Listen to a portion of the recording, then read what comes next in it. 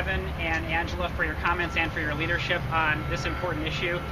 Today is a beginning. It starts the beginning of this process of adopting ordinances in these three communities and setting an example for other communities across the state, and perhaps more importantly to the state legislature and the state capitol behind me.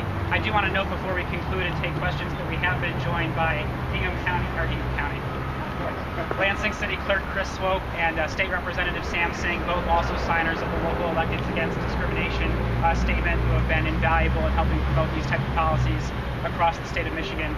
With that, that concludes the press conference. We are happy to take any questions from the media here, or those who have spoken will be available after the fact to do individual interviews with media outlets. I'm just wondering if has any of the trustees talked to the township board members, and do you have a sense of whether these ordinances can pass?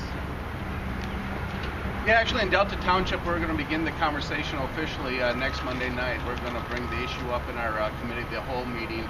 And I've talked to every member of our township board, and so far at least 6 are definitely on board with passing, and the 7th member is undecided at this time. So it's fairly confident it's going to pass. Can I get Delhi and Meridian to both comment on that as well?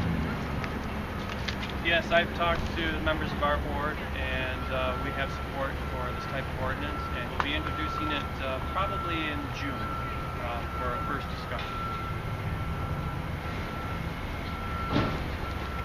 Yes, we do have support in Meridian Township. As I said, we have 3 other local officials on our board, including myself, so that makes 4 of us who recently signed the lead statement, because we do believe in this comprehensive ordinance and we're willing to support that. So we are confident that we can get this done in Meridian Township as well. What's the timeline for Meridian?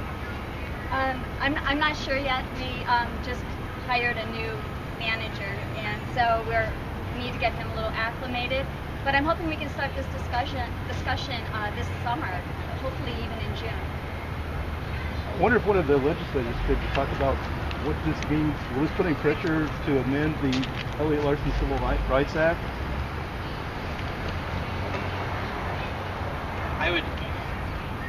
I think as always, when the locals step up and the grassroots step up and lead the way, it does put pressure on the legislature. It's an issue that's been brewing for some time now. I'm hopeful.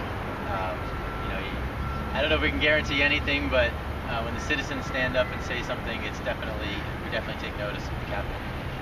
Yeah, I think absolutely. I think there's a level of pressure that gets put on the state legislature whenever local communities add on, and we've been seeing that happen across the state. And so I think as we see local communities, we see all the national polls and state polls, I think you're going to see more and more action. And I'm hopeful that in the state legislature we'll be having this conversation in the upcoming months. Of course, we both come from local government, so we both know what it's like to start local and push the top. Other questions? All right, if not, again, the individual members of these local governments will be available for interviews with individual outlets after the fact. Thank you again all for joining us this afternoon, and stay tuned for updates.